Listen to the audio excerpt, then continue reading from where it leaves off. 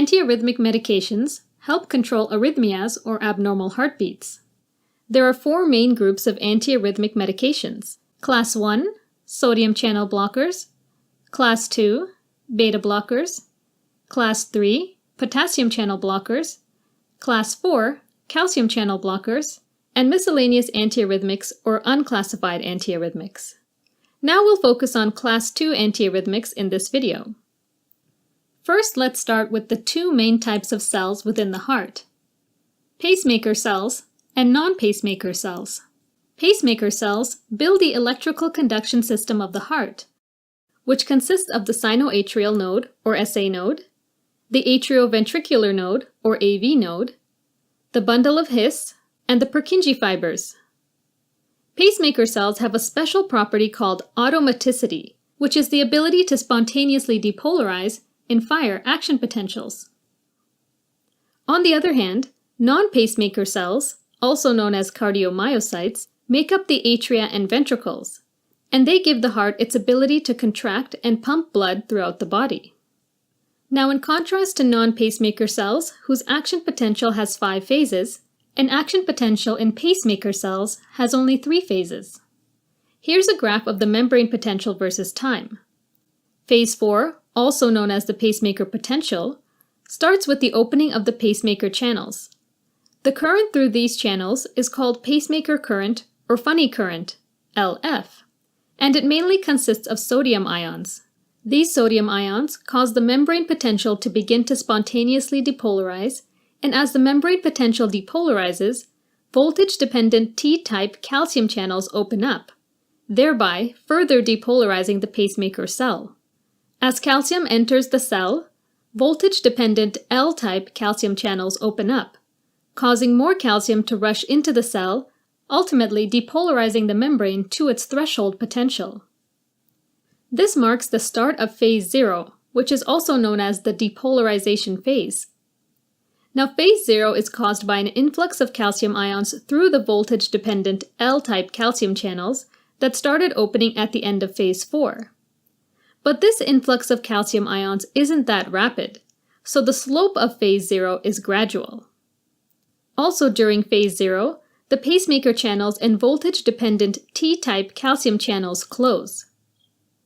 Finally, during phase 3, which is the repolarization phase, L-type calcium channels close and potassium channels open up, resulting in a net outward positive current. At the end of repolarization, pacemaker channels open up and we start over with phase 4 again. During phase 4, there's also an outward movement of potassium ions as the potassium channels responsible for the repolarization phase continue to close. Finally, it's important to note that besides pacemaker cells, L-type calcium channels are also found in non-pacemaker cells, and they're responsible for phase 2, or the plateau phase, of their action potential. Furthermore, calcium that passes through these channels, along with calcium that's released from the sarcoplasmic reticulum, are essential for the contraction of the cardiac myocytes that make up the rest of the heart. Now, the automaticity of the heartbeat is led by the pacemaker cells that have the fastest phase 4, which are normally the pacemaker cells found in the SA node. The SA node fires an electrical signal that propagates throughout both atria, making them contract. The signal gets delayed a bit as it goes through the AV node, then goes through the bundle of His to the Purkinje fibers of both ventricles, making them contract as well. When the electrical signal of the heart doesn't follow this path, it's called an irregular heartbeat or arrhythmia. For example, let's say a part of the ventricle begins to fire off action potentials at a rate that's even faster than the SA node.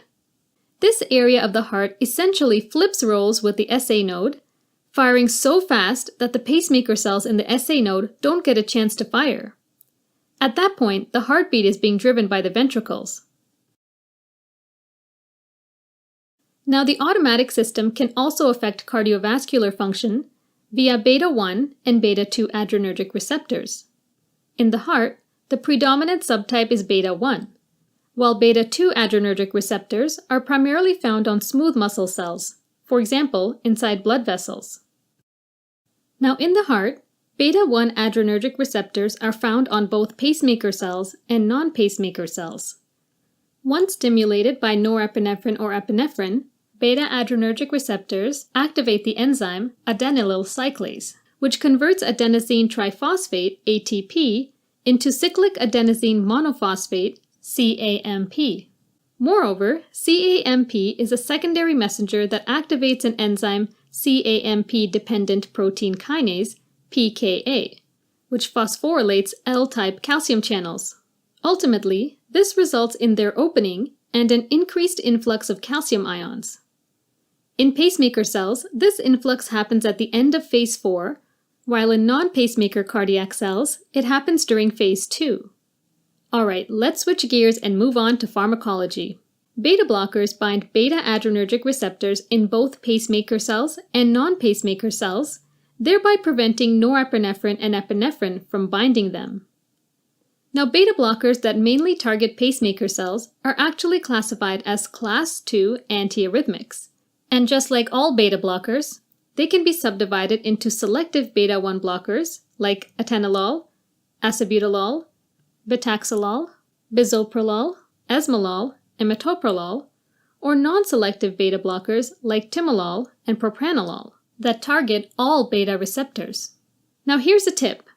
All beta blockers end with the suffix -olol, but only selective beta-1 blockers start with a letter from the first half of the alphabet, A to M, while non-selective beta blockers start with a letter from the second half of the alphabet, N to Z. Okay, now let's switch gears and look at the pharmacology of Class 2 antiarrhythmics. In pacemaker cells, they prevent epinephrine and norepinephrine from binding to the beta receptors, which indirectly decreases the number of L-type calcium channels that open. This decreases the amount of calcium that enters the cell at the end of phase 4. Eventually, this leads to a slower pacemaker potential, and on the graph, this is seen as a decrease in the slope during phase 4. As a result, beta blockers decrease the rate that the SA node fires and therefore decreases the heart rate. But besides decreasing the activity of the SA node, they also decrease conduction velocity through the AV node. On the ECG, this shows up as a longer PR interval, which is the time between the onset of atrial depolarization and the onset of ventricular depolarization. On the other hand, in non-pacemaker cells like cardiac myocytes, beta blockers also indirectly prevent the opening of L-type calcium channels. This decreases the amount of intracellular calcium available to the muscle fibers, weakening the force generated during heart contraction. Ultimately, by reducing the heart rate and contractility, beta blockers reduce cardiac oxygen demand. Now, Class 2 antiarrhythmics are used in the treatment of supraventricular tachycardias, such as atrial fibrillation and atrial flutter. Interestingly enough, they are also used as a part of therapy and prophylaxis for arrhythmias in individuals who experienced a recent myocardial infarction. Alright, switching gears and moving on to side effects. Beta blockers have plenty of side effects, and they can be subdivided into two main groups: cardiac and extracardiac side effects. Cardiac side effects include SA node depression that results in sinus bradycardia, heart block, and heart failure, while extracardiac side effects include fatigue, sedation, sleep disturbance, sexual dysfunction, dyspnea, and bronchospasm. Bronchospasm is more common with non-selective beta blockers, such as propranolol, due to their effect on beta-2 receptors located in the lungs. Moreover, beta blockers can lead to a condition called hypoglycemia unawareness. This is when an individual with diabetes develops hypoglycemia but does not experience typical hypoglycemic symptoms, which are mediated by epinephrine, like tachycardia, palpitations, tremor, and anxiety. As far as drug interactions go, Class 2 antiarrhythmics should be avoided in individuals treated with calcium channel blockers because of their additive effect on conduction velocity through the AV node. Ultimately, this can result in AV block, which is a partial or complete disruption of electrical impulse conduction from the atria to the ventricles. Moreover, Class 2 antiarrhythmics are contraindicated in the treatment of pheochromocytoma and cocaine toxicity because they can cause an unopposed alpha-1 agonism, which is excessive stimulation of alpha-1 receptors due to blockade of beta-2 receptors on blood vessels. This results in vasoconstriction and extremely high blood pressure, which may even lead to aortic dissection. Finally, the antidote for Class 2 overdose includes saline, atropine, and glucagon. Now we want to make a simple and fun mnemonic that'll help you efficiently memorize and retain all these pharmacology facts. So we're taking a road trip to see all the antiarrhythmic medications. The first stop was at the C for the sodium channel blockers, and now we'll make a pit stop at a blocked section of road for the beta blockers, which are the Class 2 antiarrhythmics. So let's have 2 police officers trying to stop traffic on this section of the road. And this will help you remember we're talking about Class 2 antiarrhythmics. One of them has beta-1 on his uniform since he represents selective beta-1 blockers. And he has a trained police armadillo since these medications start with a letter between A through M. The other officer just has a beta symbol since he represents non-selective beta blockers. And he has a trained Kiwi from New Zealand, because these drugs start with a letter between N through Z. Now instead of traffic cones, let's use a long purring cat to block off the road, and it will help you remember these drugs prolong the PR interval. So beyond the roadblock we can see there's been some kind of incident, and this area will contain the side effects. There seems to be a very sleepy man in his boxers standing in the middle of the street.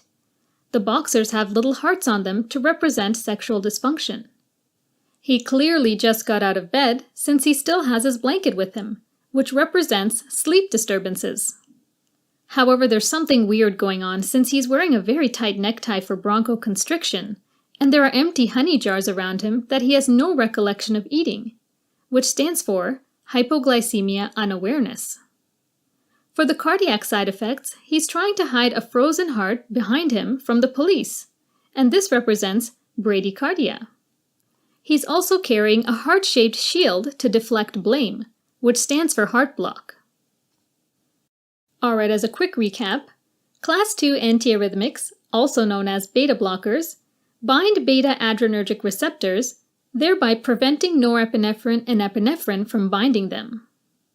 In pacemaker cells, they indirectly decrease the amount of calcium entering the cell at the end of phase 4, causing a slower pacemaker potential.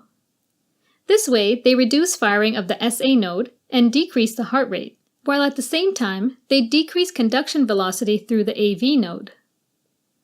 On the ECG, this shows up as a longer PR interval.